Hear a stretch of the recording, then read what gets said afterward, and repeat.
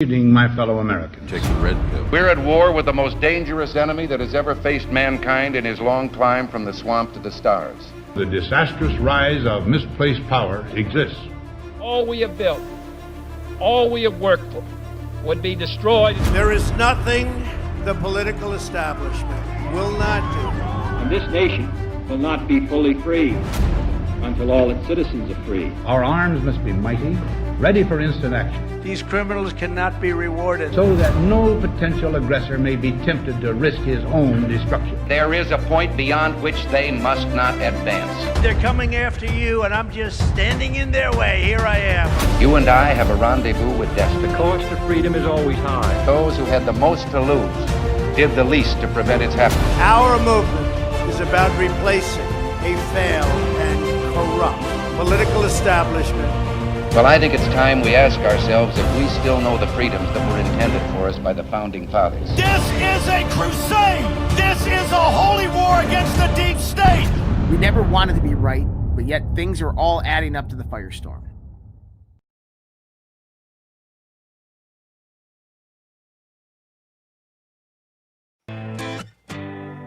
They separate us from our neighbors and they call it social distancing. It's actually a bigger plan, it's called social conditioning. They took away our privacy, there's always someone listening.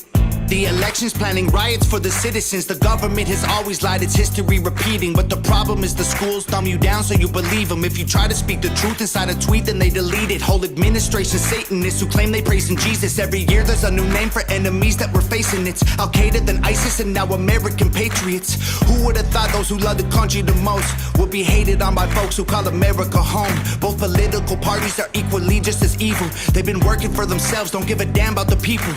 Black, white, yellow, brown, humanity needs you. Cause united we stand, divided they will defeat you. The man on the news says the problem is me. I'm just a small town boy with big American dreams. The world's going crazy and they lying to us. Don't know who to believe, so in God we trust. Y'all missing what was written in them pages. That was history they wrote, now you wanna change it. You racist, you hate this. Why you want us all to be locked up in cages? I can't stand the left, everything they say's depressing. Ship them to the Middle East, they can learn oppression. Believe me, I mean this quite literal. I love liberty, but I liberals. Wear a mask, stay home, complain and moan. Talk about privilege on your phone in your Range Rover, Starbucks, mango, foo-foo, whatever. The cloth I'm cut from can handle any weather. You just paper in the rain, we ain't the same. Stand for the flag, only kneel when I pray. I just pray we go back to the old days, land of the free, home of the brave. The man on the news says the problem is me. I'm just a small town boy with big American dreams. The world's going crazy and they lying to us. Don't know who to believe, so in God we trust. Yeah. I see through all the illusions, refuse to hear rumors or accept that we're losing. Easy to get caught up, consumed by the consumer. Truth is so diluted, people starve off the confusion. Comfort is the killer, your dreams execution. Cool with persecution if I make a contribution. Home of the brave look like a mental institution, and there will be revolution if we can't find resolution. And a threat is a promise, stand up, pay homage. They tell lies, I'm being honest, test the time is upon us. I know that God got us, so I'm fighting in his honor. Hear the cries of the crusaders as we're strapping up our armor. Either set a higher ground or drown in a drama. If I die for what I love, then my death will be nirvana. We fighting for our freedom, don't believe what they've been feeding. Be the change you wanna see, the warrior that we're needing. The man on the news says the problem is me. I'm just a small town boy with big American dreams. The world's going crazy and they lying to us. Don't know who to believe, so in God we trust. We don't trust the news, the government, or pharma. We just want freedom, that you have that to offer. We don't want the lies, the politics, or the drama. We just want the life that was promised by our fathers. We don't trust the news, the government, or pharma. We just want freedom, that you have that to offer. We don't want the lies, the politics, or the drama. We just want the life that was promised by our fathers. The man on the news says the problem is me. I'm just a small town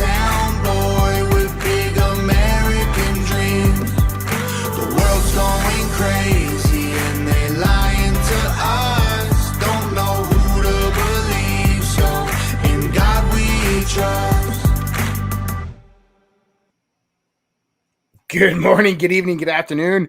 Wherever you are in the world, my name is Josh. Welcome to the Red Pill Project's Daily Dose. We are live with you typically around 8:30 p.m. Eastern Daylight Time, Monday through Thursday.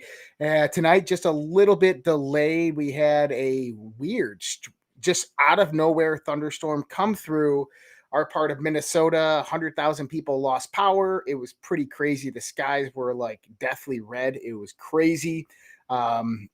Down trees in the neighborhood. Power went out. Just came on about 20 minutes ago. So I got a show together and now we are live. I had flooding in my basement. I had to bring the generator out, deal with that.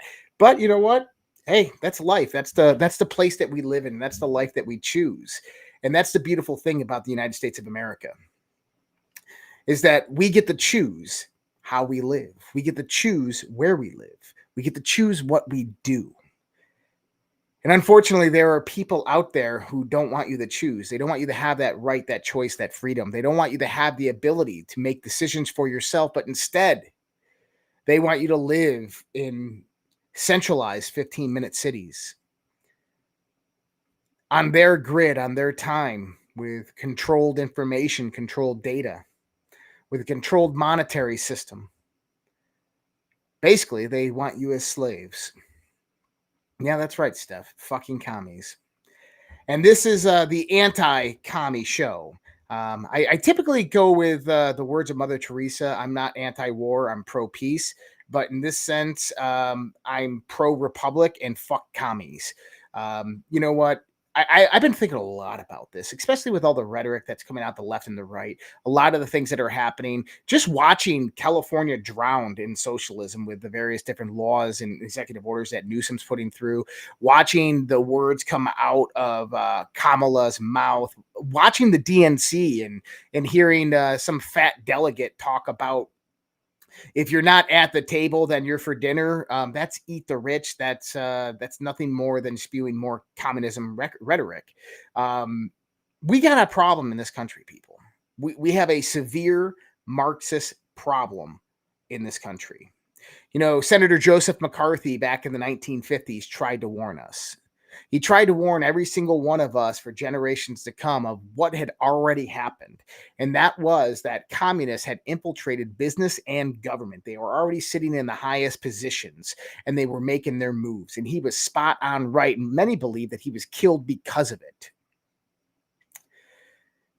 We need another Red Scare in this country. We need another Red Scare like that. Another Joseph McCarthy to stand up and start having investigations into the communist infiltration into our country, because it should be written in the Constitution that communism shall not be proposed as a form of government that any candidate should align with. And actually, in the United States Constitution, in the Bill of Rights, it does state that we are a republic, a Republican form of government.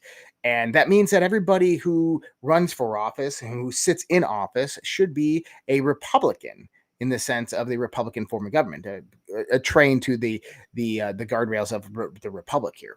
So I've had a lot of thoughts on this, and I kind of been thinking where all of this is going to go and where this is going to head. Been thinking about RFK now joining up with Donald Trump. We talked about that. We called that. And it was interesting, too, to watch RFK join Trump in Arizona, because Trump mentioned it. He said the Trump RFK ticket, it was almost like RFK was meant to be the vice president. He was. He absolutely was supposed to be the selection for vice president. Exactly what we said months ago on this show. And the reason that he is not, still some time, is because they had to get the Silicon Valley and the Wall Street sideds. Remember, we're talking about a multi-headed hydra here. Various different factions. Each faction has its own ideology. Trump's job to get into power is to win over the various different factions and ideologies, to get them to back him. And he did. He got Silicon Valley. He's gotten Wall Street. So this is a massive step, but Vance was the price for that. Is that a good thing or a bad thing? I don't know. But now that RFK is going to be campaigning with Trump, RFK is coming into the picture, it does get interesting. I know a lot of people are reserved about RFK. Listen, all of these people at that level, there's going to be things about them that you do not like. There's going to be things that you do not like about a lot of these people. They are elitist. It doesn't mean they're globalists, but it does mean that they have an agenda. Now, RFK, I don't know if he's a good dude or a bad dude, but the platform that he stood upon for the last few years, I agree with it. I want you to listen to this interview here with RFK for a minute. It's a few minutes long, but it's well worth it. And it's a short little video, but I'm going to play this for you because this is kind of the idea that we're running with right now. This is dark the light, people. We are in the midst of the storm. This is dark the light. The shit is happening. This is the firestorm. It is fucking coming faster than we can understand. November 5th is right in front of us, and we know that what the polls are saying. We know that the Democrats are panicking because they know they cannot steal this election, so they have to produce chaos in between. But listen to this shit. This is pretty crazy.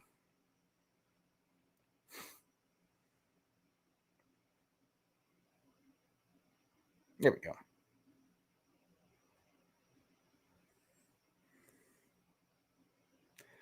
Of course it would. Hold on.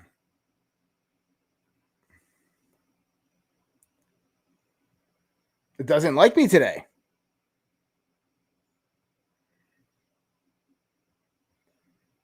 One second. Let me go like this. Will know the source of this. The very word secrecy is repugnant in a free and open society. And we are, as a people, inherently and historically opposed to secret societies, to secret oaths, and to secret proceedings. We decided long ago that the dangers of excessive and unwarranted concealment of pertinent facts far outweighed the dangers which are cited to justify it. And there is very grave danger that an announced need for increased security will be seized upon by those anxious to expand its meaning to the very limits of official censorship and concealment. This particular speech is very prophetic. I want to ask you about secrecy and secret societies in the sense of, you know, during the times of 1963 to 68, there was 4 assassinations, 2 whom were family members of yours, and the other 2 who were family members of mine. Malcolm and Martin. Malcolm X and Martin Luther King.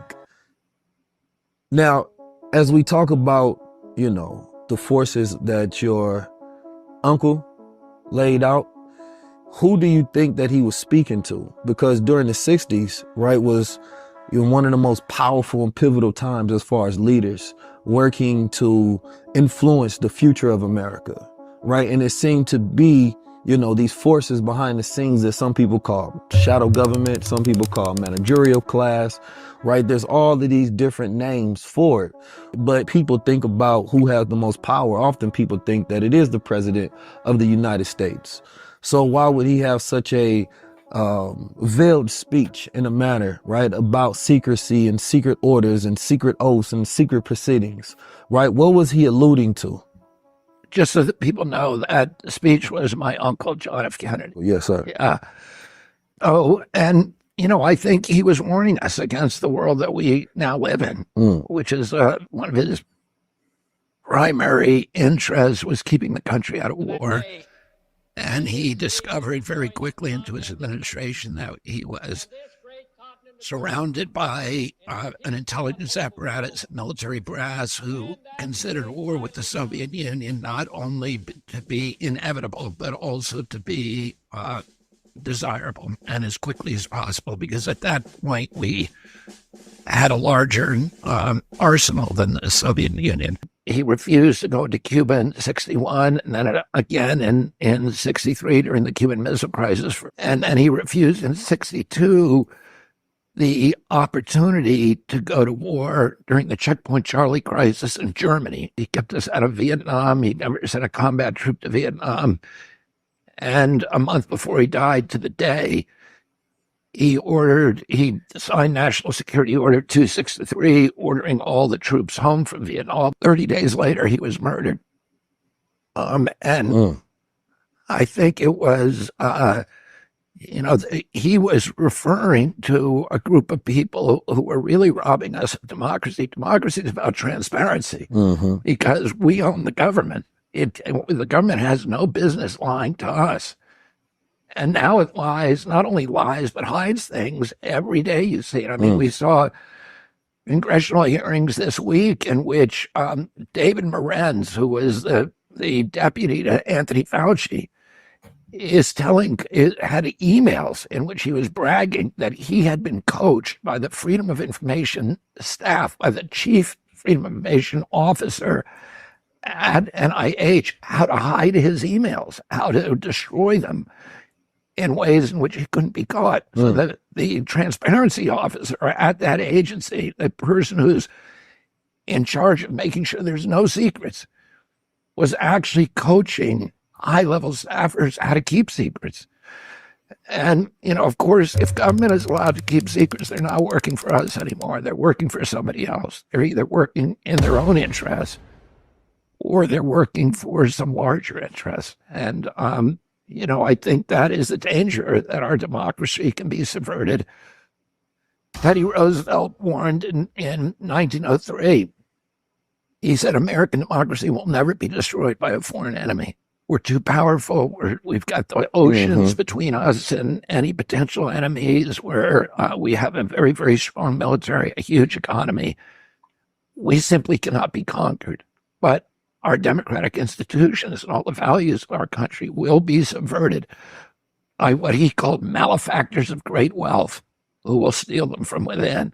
Who killed your uncle, right? Who killed your dad? And are they the same people that assassinated Martin Luther King and Malcolm X? Yeah, and most people don't know this, but Martin Luther King's family, Dexter and Marty and the rest of the family, Coretta Scott King, who was with me when my dad died, and who then, was on the airplane when we brought my dad's body home from L.A. to New York. They sued. They did a lawsuit that received almost no publicity.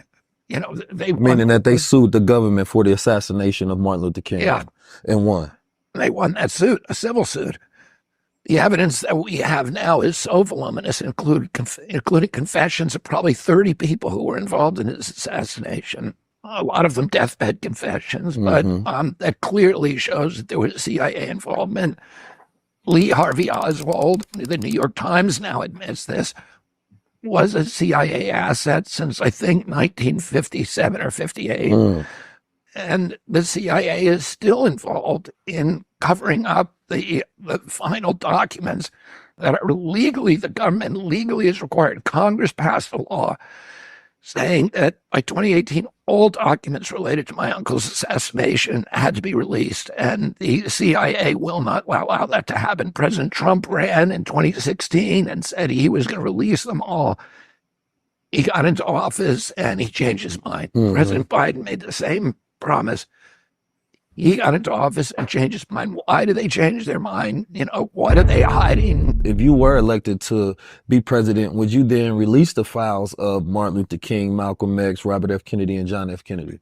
And would you keep that promise, which is hard to say as a politician? I'm going to release all those documents. The day. Yeah, that's going to be a big day. I'm going to sign an executive order forbidding all federal agents, any federal employee, from lying to the public. And the executive order is going to say any federal officer, official who lies to the public in conjunction with his official duties is going to immediately lose his job. I'm going to pass another executive order, day one, forbidding the CIA from propagandizing American people. Pretty powerful, wasn't it? RFK's not playing. This is his legacy. This is his father and his uncle's life that they were playing with. He means those words, and I truly believe that he means those words, and now he is on the Trump ticket. With him being on the Trump ticket, what does that mean? It means buckle up, because the deep state is going to do everything in their power to make sure that that doesn't happen. We also learned that Mike Pompeo, the former director of the CIA, the Secretary of State under Donald Trump, pleaded and begged Donald Trump not to release those records of JFK's assassination. He was the main reason why they were never released.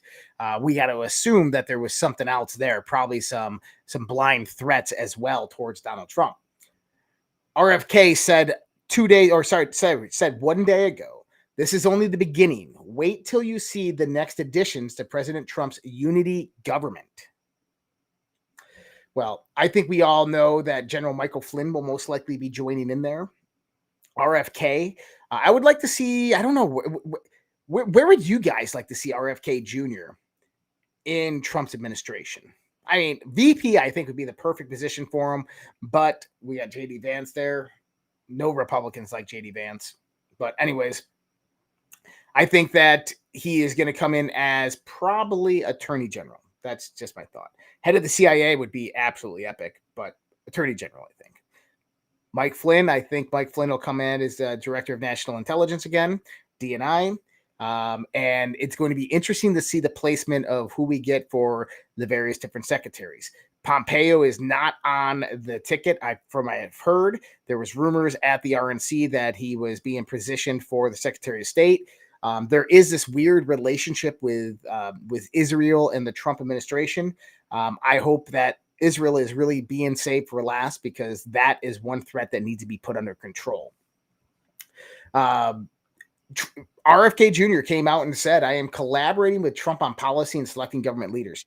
He did a Tucker interview that was released soon after the Trump endorsement. And so check this clip out. This is much shorter, so don't worry.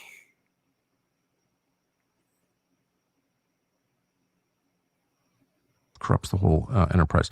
So my last question, what happens now? You had this kind of amazing announcement with Donald Trump on Friday. It's now Monday, I think, which is 3 days ago. How do you spend from here until Election Day? I'm going to work to get him elected. And I'm working with the campaign. We're working on policy issues together. I've been asked to go onto the transition team and, to help pick the people who will be running the government. And I'm looking forward to that. I want everybody to think for a moment. With Don Jr. and Bobby Kennedy Jr. coming in and running the transition team, RFK Jr. knows all the people within the FDA, the CDC, NIH, all of these bureaucrats that need to be ousted and replaced. They know everybody from the last administration, 2016 to present, who is not a player, who is a pawn in a game. This is, if, I'm going to say a big if here, if Donald Trump gets in smoothly, we have a chance of saving this country, of starting the incredible amount of work that it's going to take to save this country, to eradicate this Marxist threat, to eradicate this foreign influence, and to truly save America. That excites me. RFK Jr. also came out and said, "We will stop the crime of chemtrails." Kind of interesting. Jay Anderson from Project Unity on Twitter posted this earlier. Here's some conspiracy facts. Got any more? These are things that we all have known to be true, that have been proven in the last few years. Things that conspiracy theorists like myself have been talking about for decades, but nobody would listen until just recently, when it all started coming from dark to light. Major social media platforms are working with intelligence agencies to gather data and manipulate public opinion. True. Major financial crises are orchestrated. True. Groups like the Bilderberg World Economic Forum meet in secret to decide the fate of the global politics and economies, bypassing democratic processes. True. Major global organizations such as the United Nations and the World Health Organization are fronts for global elite agendas. True. The pharmaceutical industry lobbies governments to suppress affordable cures for diseases in favor of expensive treatments that ensure long-term profits. True. Elections are manipulated by powerful tech companies and social media conglomerates that influence public opinion and censor dissenting voices to ensure their preferred candidate to win. Very true. The military-industrial complex orchestrates conflicts and wars around the world to profit from arms sales and increase defense budgets. True. Mainstream science is controlled by powerful interests to prevent the public from discovering free energy, technologies, and to make fossil fuels obsolete. Very true. The Federal Reserve and central banks manipulate economic cycles to benefit the wealthy and keep the majority of the population in debt. True. The healthcare industry, in collusion with food companies, perpetuates unhealthy dietary guidelines to keep people sick and reliant on medication. True. Social media fact-checking initiatives are covers for controlling the narrative and silencing alternative viewpoints. Very true. The education system is deliberately designed to produce obedient workers rather than independent thinkers. True. Fluoride in the drinking water is used by governments to dumb down the population and make them more compliant. True. Just found this one out to be true the other day. Certain ancient civilizations had advanced technologies that had been hidden or suppressed by modern institutions to maintain control over historical narratives. Very true. Universal basic income initiatives are a strategy to make populations dependent upon government handouts, leading to greater control and the end of personal freedoms. Very, very true. It started with welfare. It started with Social Security. It started with social programs. And now it's going to continue to universal basic income. Now, if you watch the DNC, you heard one thing profoundly out of every single speaker's voice. Joy. Mark Esper, the former defense secretary for Trump, just came out and said, I loved hearing about the joy at the DNC. Well, there is a reason. The Gemeinschaft Church, Freud was a German NSDAP-operated leisure organization in Nazi Germany. It is part of the German Labor Front called Strength Through Joy. We are watching, as Jim Marrs, the late Jim Marrs would say, the rise of the Fourth Reich. You got to remember, the Nazis were nothing more than a pawn army orchestrated by global elite. The real Nazis were the financiers, the northern royal kingdoms of Europe, the philanthropists and billionaires in the West, in the United States, that funded the Nazi rise of power in Europe, and then made billions off of the war effort supporting the West.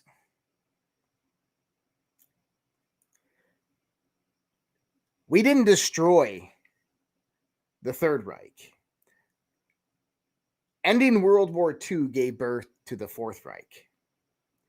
It allowed them to rebuild, to consolidate wealth, to build new technology and corporations, to implement their global agenda now, at a time that's probably a better positioning for them. Unfortunately for them, information works both ways. You and I, over the last 5, 6, 7 years, have taken back over the idea of information. We control the domain of information. That is absolutely true, and this is why they are so scared. They are so scared because their old tactics out of their playbook no longer work on you and me. And that number of people that it doesn't work on is growing every day. If you listened this last weekend, you heard that Telegram's CEO, Durov, was arrested in France after he exited his private jet. Now, he has dual citizenship with France. They're claiming that he failed as a CEO to censor various points of information on Telegram. Now, there's more here to that story. I want to pull this up. It's going to be another long segment, but Clayton Morris and Natalie Morris on Redacted did a earlier on this. Let me find the video. I know where it is in the video.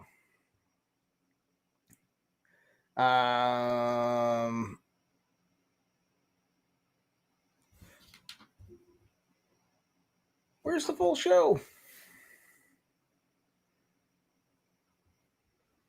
Hold on, I can find it real quick. Yep, it was right after this. And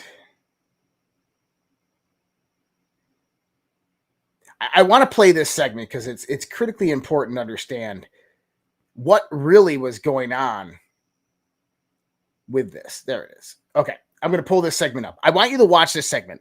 I'll probably cut it off early, but listen to what Clayton and Natalie talk about here with what happened with Telegram CEO. /redacted.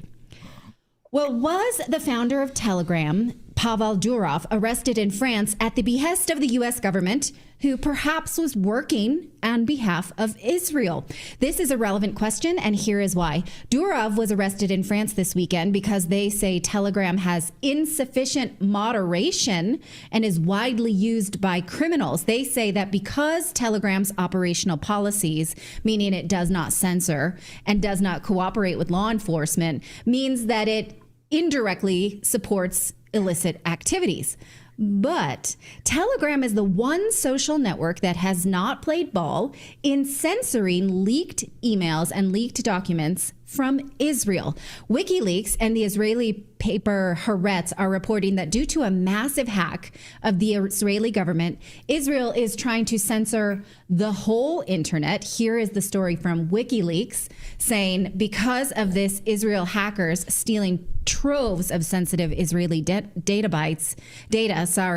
that Israel is now just waging war on the whole internet. Here is the full and extensive report from Haaretz. Now take a look at this for a second. Look at the date on this, published October 21st, days before the Telegram founder was arrested. And in the lead, it is very clear that Telegram is the place that Israel is not able to control. It says links allowing anyone to download these breached files published on Telegram. Now, what they say here is that it was from Iran, but the story does not prove that, so it's not corroborated. Here is they say who they say the hackers are, that the hackers are pro-Palestinian forces that are often fronts for Iran's semi-official cyber intelligence hackers. They present this with no proof, so we don't know who did it. We just know that it's people with an anti-Israel bent. Or maybe even not an anti-Israel bent. They just want Israel to do better.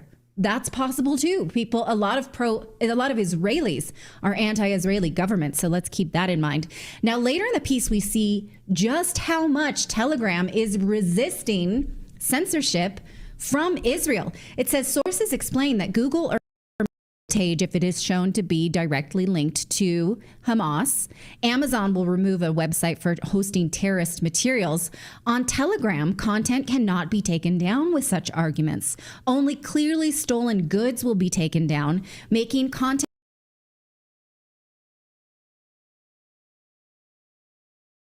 The data speaks for itself. According to official numbers provided by Israel, the Justice Ministry has sent Facebook over 40,000 successful requests to remove content, illegal content.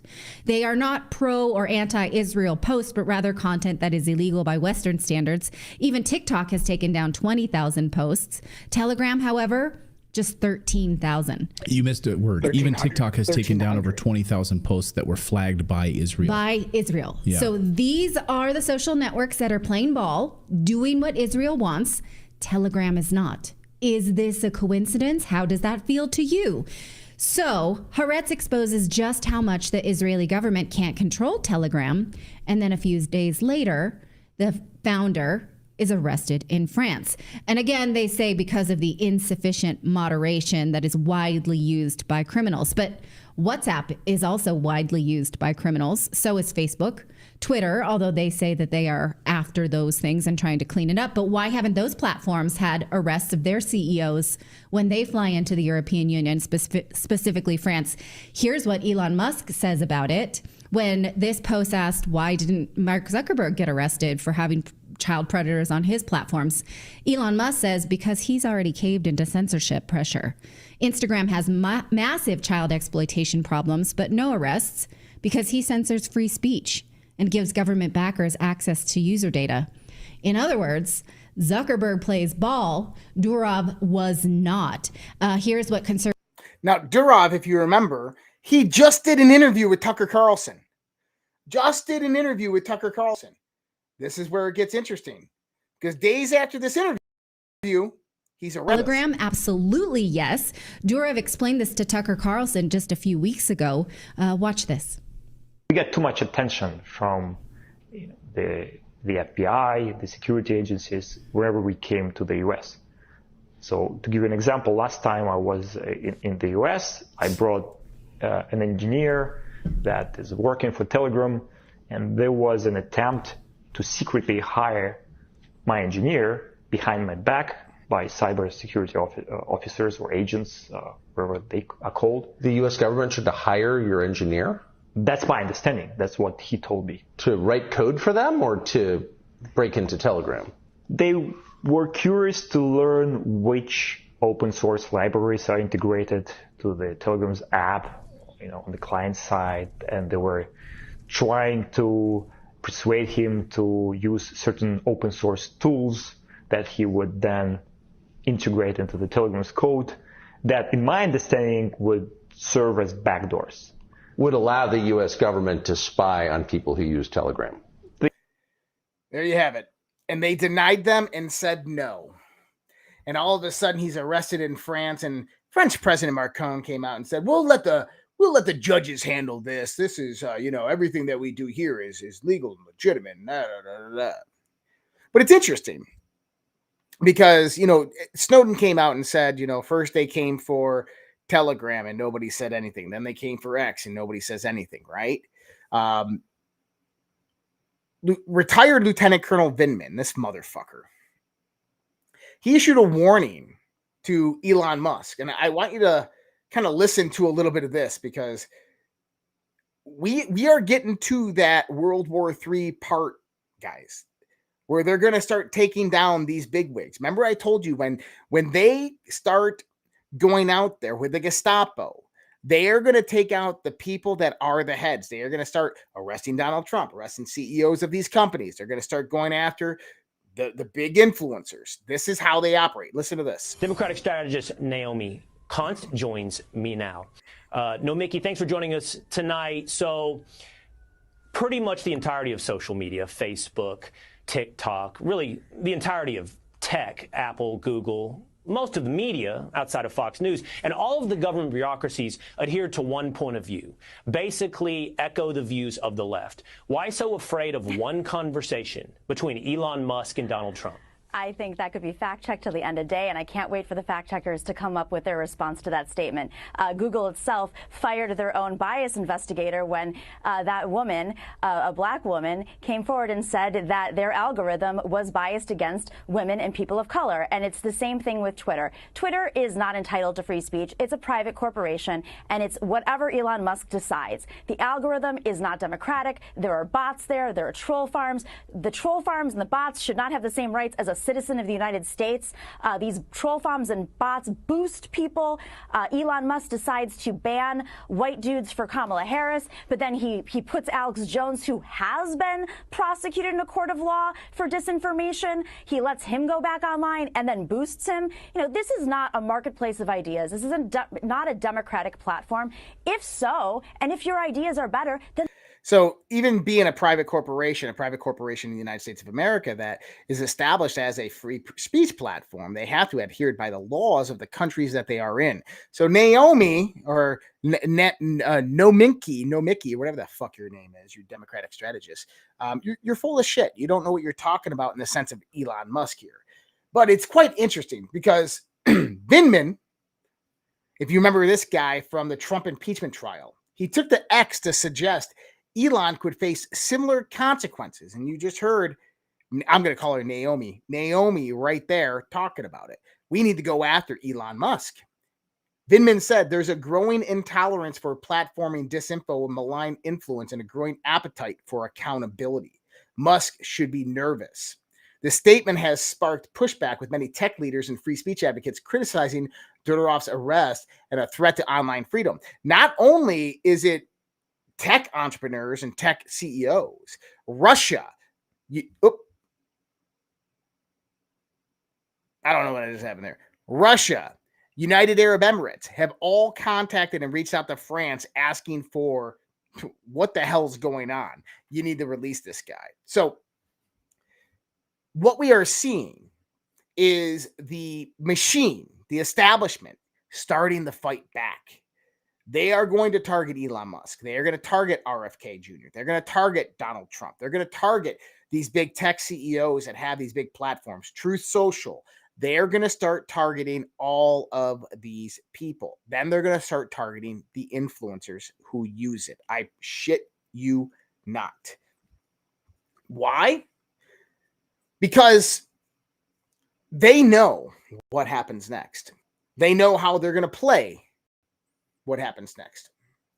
Listen to the Attorney General and what he has to say here, because it's a very good tell after everything we've set up in this show. I guess as a follow-up on Scott's question, you're sitting in these hearings with prosecutors and judges at the courthouse down the street. They're increasingly expressing concerns about the upcoming transfer of power and the potential danger of another January 6th. Do you share those concerns at all? I think our prosecutions have made clear what we think about people who try to interfere with the peaceful transfer of power, which is essential and fundamental element of our democracy. I quibble about whether we have 1,500 or slightly less than 1,500, but we have way more than 1,400 now prosecutions, and we have a substantial number of convictions. I think that's shown to everybody how seriously we take an effort to interfere with the peaceful transfer of power. The last January 6th, the coming January 6th, and every January 6th after that. Did you hear what he just said? The last January 6th, the coming January 6th, and every January 6th after that. He said we've had over 1,400 people convicted. Massive amounts of convictions. That was a threat to you and me to not get out of line, because they'll hunt you down. They will utilize geofencing technology, free open source cell phone data to track you down, hunt you down, and throw you in jail. And then when the Supreme Court deems that that's unconstitutional, you'll still sit in jail. They do not plan on giving up power, people. What are some other indications that things are ramping up and they're getting ready to start a massive crisis? UK mass arrests citizens for memes. UK is mass arresting citizens for memes. France arrests the founder of Telegram. Ireland tries to ban mean memes. Oh yeah, no shit. Brazil forces X to flee the country. Australia tries to censor X post. EU is trying to blackmail Elon Musk. The DOJ jails someone for a meme. That happened during the 2016. Maduro blocks all access to X. Look at this. You have multiple West or first world countries suppressing free speech around the world to the point where they are putting people in fucking jail. I love Mario's 12-hour news caps, because this is kind of an understanding of where we are currently at. Telegram CEO Pavel Durov faces 12 charges in France, including complicity in child pornography and narcotics distribution, with a potential 20-year sentence if convicted. Macron's justification for Pavel's arrest as a judicial matter is criticized as an attempt to stifle free speech and privacy rights under the guise of law enforcement. Chancellor Olaf Schloss pledged stricter asylum policies and increased deportations after deadly Islamist stabbings in Solingen in Germany. Russia's largest oil refinery in Almaty continues operations despite a fire that caused injuries in an explosion. A major fire in East London led to evacuation of over 100 people in large emergency response. Separatist attacks in Bosnia killed 51 people and sparked violent clashes with security forces, disrupting major infrastructure. Trump honored the 13 service members killed in Afghanistan withdrawal while criticizing the Harris-Biden administration for mishandling it and not even showing up. Maduro accused Elon Musk of engaging in satanic practices, likening him to Hitler. North Korea successfully tested a new suicide drone under Kim Jong-un's supervision. Australia's new rights to disconnect law allows employees to ignore after hours of work communication without repercussions. If you didn't see the Maduro video, it was pretty interesting. He's talking about secret societies and Nazism and Satanism and how Elon Musk is all of this. Klaus Schwab recently just came forth and said that a massive series of unknown events, crises, are about to hit this planet.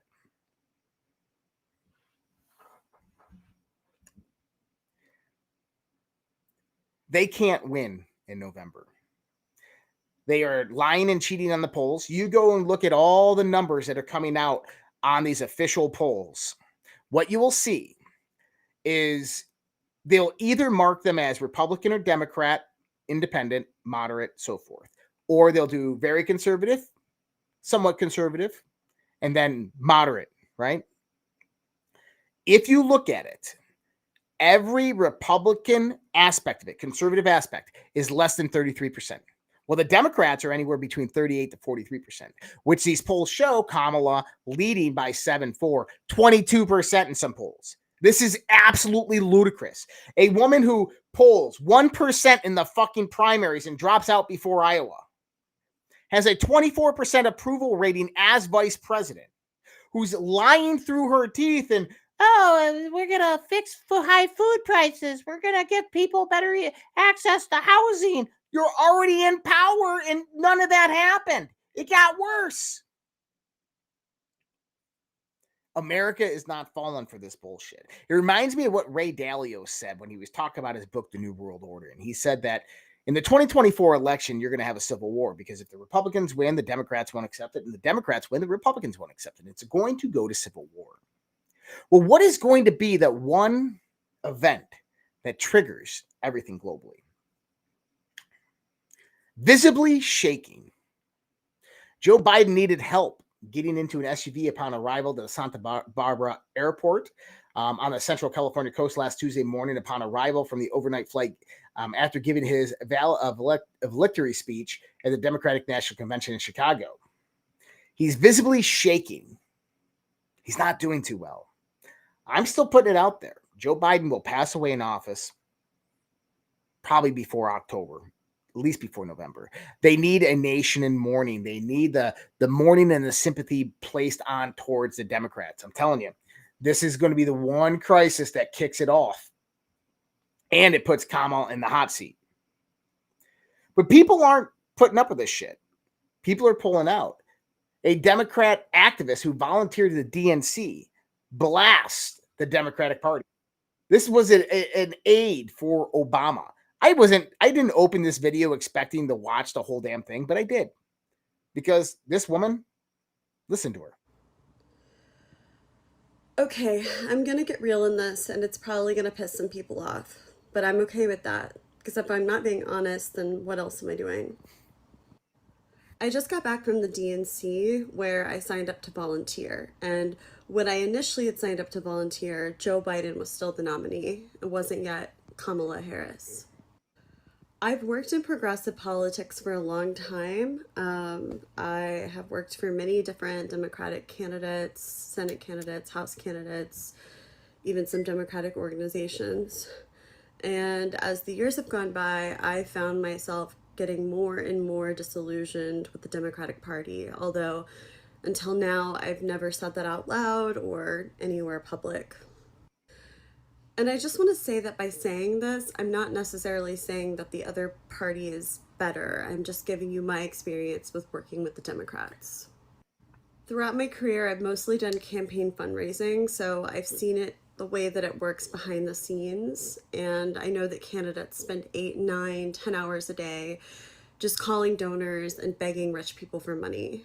It's pretty much the only people that they talk to. I mean, of course, sometimes they have to talk to voters, but the majority of their time is just spent calling and begging rich people to give them money for their campaigns.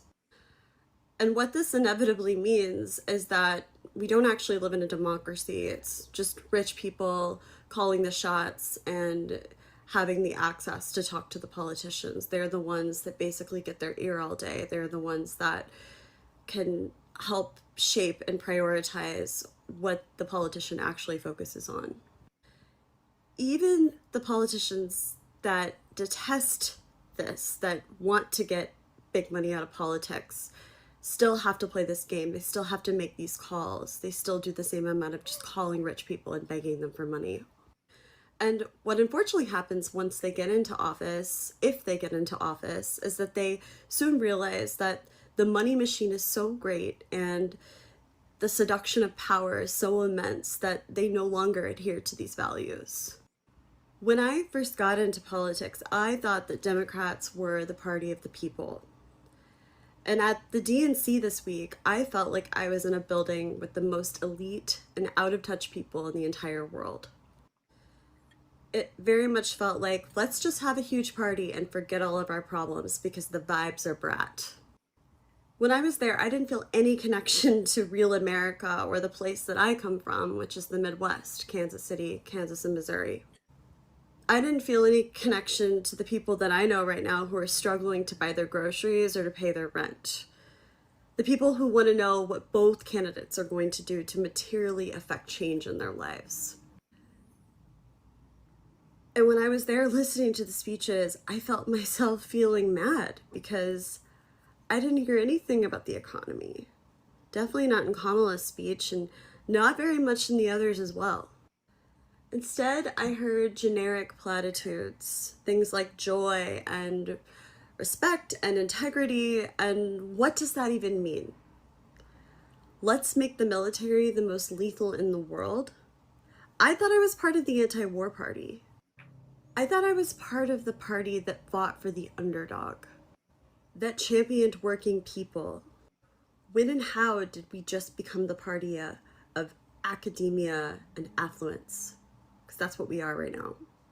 How can we ever say that we're going to fight corporate power or give a voice back to those communities that have been left behind when above the delegates on the floor in levels and levels and rings of suites with donors and corporations that we're literally looking down on the people below from above?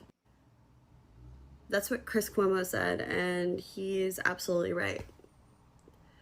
You know, I went to the DNC this year hoping that I would feel reconnected to the Democratic Party, that I would have more of a sense of understanding of Kamala and her candidacy and what she stood for. But instead, I ended up leaving and feeling the opposite, more disconnected and alone than ever. And I don't think I can support Kamala Harris for president. Precipice. We are coming to that precipice moment. We talked about this years ago, that when it starts to get tough on everyday Americans, when the grocery bills start increasing 21%, when that mortgage becomes unaffordable, that car payment starts ballooning with interest, that they're going to stop listening to the words that make them feel good coming out of politicians' mouths and start looking at people who are promulgating real action. Start looking for movements that bring about real action. To that lady right there, listen, it probably took you a long time to understand how the system works. And it's not just the Democratic Party that works that way. That's the Republican Party too, people. Okay? Understand that. But we have a chance here with a few different people to start eliminating that infrastructure. Yeah, they're not getting rid of the money. They're not going to get rid of the money. They're not going to get rid of the corporations. At this moment, they need those factions. But in time, we the people, we can take back our country. We can take back the power. We can take back the control. I truly do believe that. I am not disillusioned on this. I will give my life for that, and you know that. But see, it's all about manufactured crises and what crisis is going to come next. I found this rather interesting because if you go back a year, 2 years, there's a segment I did on what is happening in the biomed field. And I talked about how people who got the jabbity jab becoming immunosuppressed. And everybody back then was talking, oh, it's going to be COVID. COVID 2 is coming. No, COVID part 2 is coming. And then it was monkeypox. Oh, monkeypox.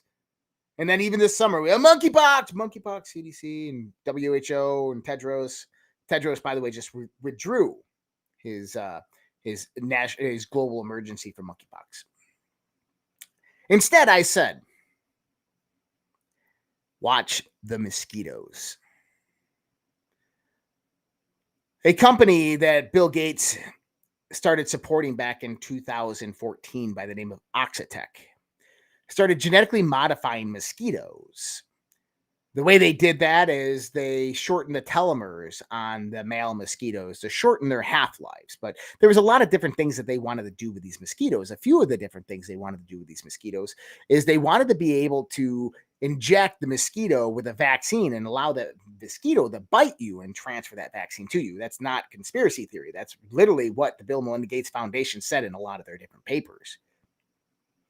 In 1978, the United States of America, through the Central Intelligence Agency, with collaboration with the Indian government, Indira Gandhi at the time, did a live test with mosquitoes, releasing them in India, in a small regional isolated part of India, and spread yellow fever, which was not native to that area, among many of the Indian people. They did this to test if they had a weapon against the Chinese people. Well, the Indian people found out about this, and Indira Gandhi actually lost her power from that, and the CIA was actually kicked out, banned from India for life. In 2015, they genetically modified something known as the D7 protein in mosquitoes. The D7 protein in the saliva of mosquitoes is kind of interesting because, it would be really bad for nature to develop a mosquito that reproduces in the trillions that kills its host. Wouldn't make sense. So if mosquitoes carry West Nile and triple E and dengue and malaria and all these things, and it starts killing all of its hosts, well, that's not good for nature. So mosquitoes have something known as the D7 protein. And what happens is when they bite you, that D7 saliva, the protein, the saliva, goes into your system and automatically begins to neutralize any uptake of viruses and bacteria and parasites. Well, see, that was one of the proteins that was genetically modified by Oxitec. So we started watching this. And I said, well, we got about a 2.5 to 3 year incubation period in these regions. They released billions of mosquitoes in Colombia on the border between Peru. 3.5 years later, we had a massive outbreak of dengue where over 230,000 people became sick and ill. Over the last year, we've seen various different outbreaks. Key West, Florida, 3.5 years ago, they released billions of mosquitoes out there. And I said, watch out, you're going to have some outbreaks of some various different illnesses in those regions. And sure enough, we've had malaria outbreaks, dengue, triple E, all of these coming from there. And I said that we're not going to have another global pandemic. Instead, what we're going to have is geographically isolated epidemics caused by these various different West Nile, triple E, avian flu, all of this. Because of the immunosuppression that's going on, because of the jabbity jab, people become more prone to these types of things. And with the genetic modification of these mosquitoes, they become the best methodology of a carrier to carry these various different illnesses. All they have to do now is just make it so that those mosquitoes can carry more of these viruses and illnesses, and we'll have an epidemic, maybe even a pandemic on our hands. Here's the sign that I saw this last weekend. Dr. Anthony Fauci, former director of the National Institute of Allergy and Infectious Diseases, is recovering at home after being hospitalized with the West Nile virus. Oh, Fauci must have gotten bit by a mosquito. A few days later, voluntary lockdown, wasn't fucking voluntary, imposed at 4 Massachusetts towns to combat deadly incurable mosquito-borne disease. That's right. Webster, Oxford, Sutton, and Douglas have imposed a voluntary evening lockdown following the confirmation of human cases of the Eastern equine encephalitis in Worcester County, making it the first such cases since 2020. Massachusetts health officials are on high alert as the state grapples with the reemergence of triple E. Listen to this and tell me if this was voluntary, because from what I've heard, this is definitely not voluntary. News from Oxford officials at a Board of Health meeting have approved a recommendation to issue a 6 p.m. curfew to keep residents safe from high levels of triple E. People at that meeting not happy. Please don't do this to our kids. 800 people signed a petition. Voluntary? The recommendations say they aren't banning people from going outside, but instead putting safety measures in place. They suggest the 6 p.m. curfew last until September 30th, and starting October 1st, the curfew will shift to 5 p.m. and last until the very first frost. Those people didn't sound like that was voluntary.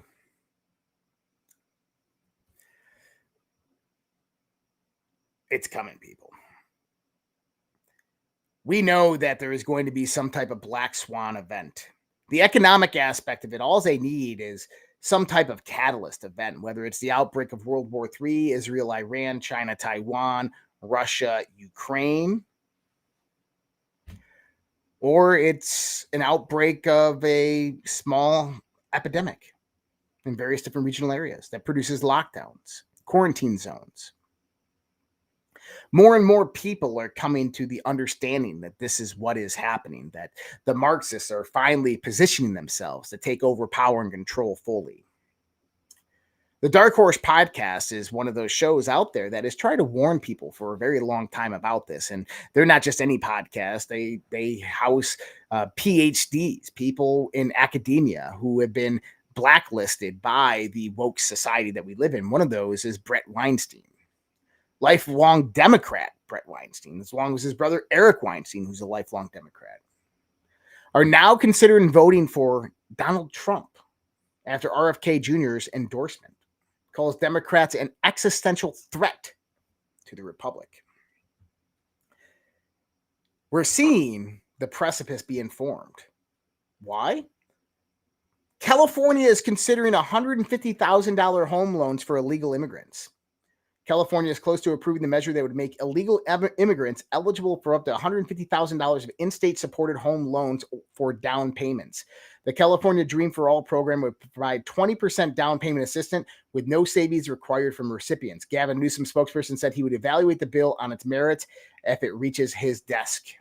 This is taxpayer subsidized. That should be illegal. I actually posted on this and I said, where are the other states that should be taking action against California for this?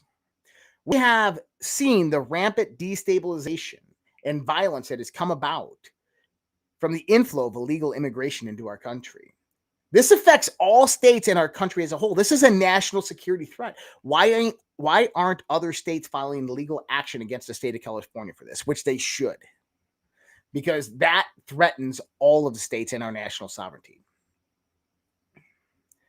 It's interesting, too. I mean, we're talking about what's happening. We're talking about the house of cards is collapsing. This is a good thing. But we know that they will not go without a fight. We know that they will scorch this fucking earth before they ever give up power. You heard the Attorney General Garland saying that. Oh, we're ready. We will find you. We will hunt you down and we will arrest you.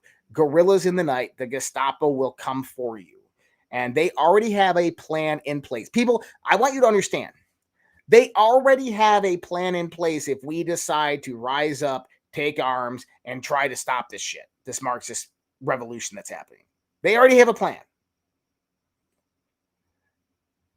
COVID was the dry run of how to shut people down, how to lock them in their homes, lock them down, and quarantine them away. They know how it needs to be done. And right now, globally, they are setting the fucking stage. Mark Zuckerberg regrets caving to the Biden censorship demands and cuts Dem funding. He promised this to Donald Trump, too. Interesting enough, he actually called Donald Trump after he was shot. capitulation from the Silicon Valley and Wall Street. We have factions in the multi-headed hydra that are realigning to various points of global power. The Satanists, the Marxists, they're not doing too well, which means you can expect something massive to happen very, very soon. This was interesting. Biden's nuclear security hire. This is Sinesha Nair, Biden's new nuclear security appointee. This is a person who's in charge of overseeing all U.S. nuclear security. Believes that queering nuclear weapons is the way to enhance U.S. security and prevent Kim or Putin from blowing up the world. Nair insists that integrating queer theory and DEI initiatives into... I got a spider. Get out of here. DEI initiatives into nuclear policy were to redefine what we consider threats and improve safety. She argues queer theory informs the struggle for nuclear justice and disarmament, suggesting that focusing on emotional harm caused by nuclear weapons will lead to a safer world. Mike Baker, former CIA spy, dismisses Nair's approach as dangerously naive. Our adversaries don't give a rat's ass about your feelings on DEI when it comes down to nuclear security. He's right. But this is the person that Biden just put in place for the nuclear security appointee. This is a national security threat. Appointments like this are threats to national security. God help us. Over the weekend, we saw a Ukrainian drone fly into an apartment building in Russia, skyscraper in Russia. We've seen Ukraine over the past few weeks bombard Russian military sites with cluster bombs that they got from the United States, which Putin said that was a red line and do not cross that. They are also getting ready to ramp up their F-16s that the US gave them. Russia, this last 2 days, launched a massive missile and drone attack on Ukraine. Explosions have been reported all throughout Ukraine, and massive damage has been done to the power stations.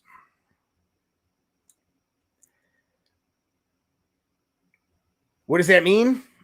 Well, Poland didn't like that too much. They scrambled jets as the Russian airstrike was underway, suggesting that one of the drones could land in Poland and spark World War III because they're just waiting for it to happen. See, there's various different events of chaos that can come about here.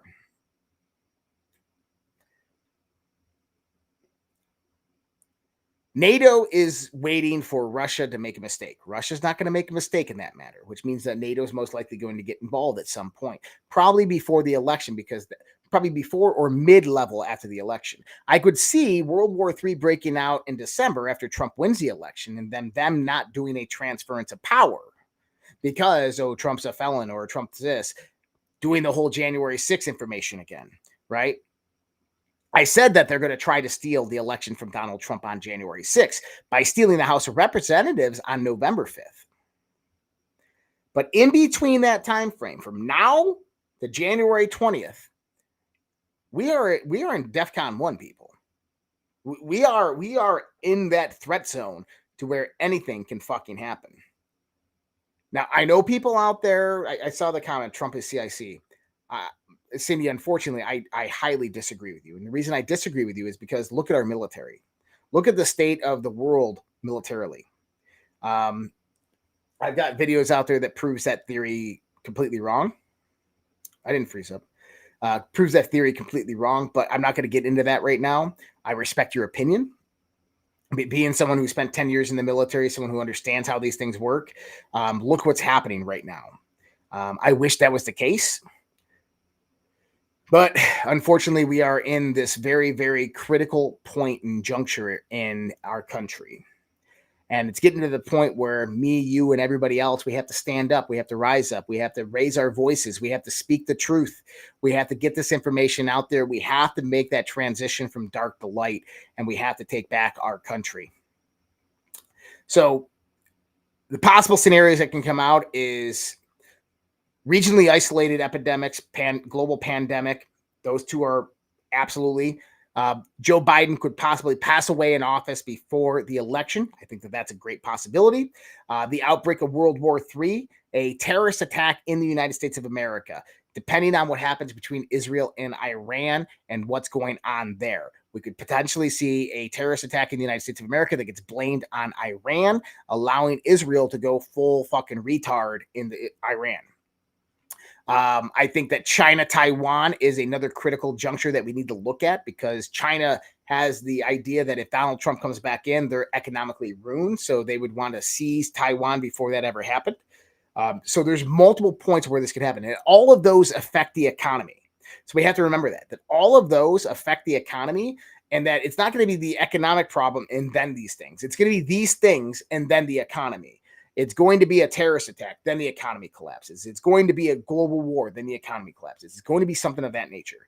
But they will scorch this earth before they ever give up power. We heard Joe Biden say just a few weeks ago that there will be no peaceful transference of power to Donald Trump. Kamala's team, they're lying, they're cheating, they won't even debate them. They are making shit up. They're making the poll numbers up. They are going to try to steal this fucking election, people. I want you to understand that.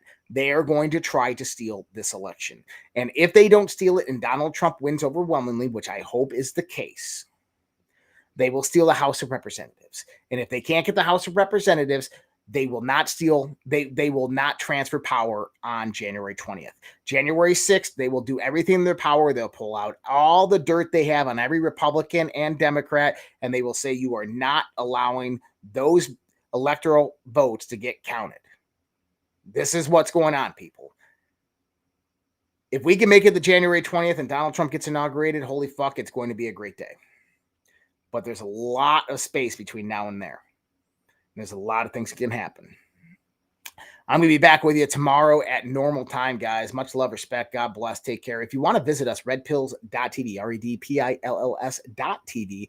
Check us out over there. If you want to help support us in everything that we do, you can go to redpills.tv/go. redpills.tv/go, as well as paypal.me/redpillstv. paypal.me/redpillstv. You can go to redpills.tv and find all of that linked up. Much love, respect. God bless, guys. Take care. Have a great night. We will see you guys tomorrow. That's impossible. Only try to realize the truth. What truth? There is no spoon.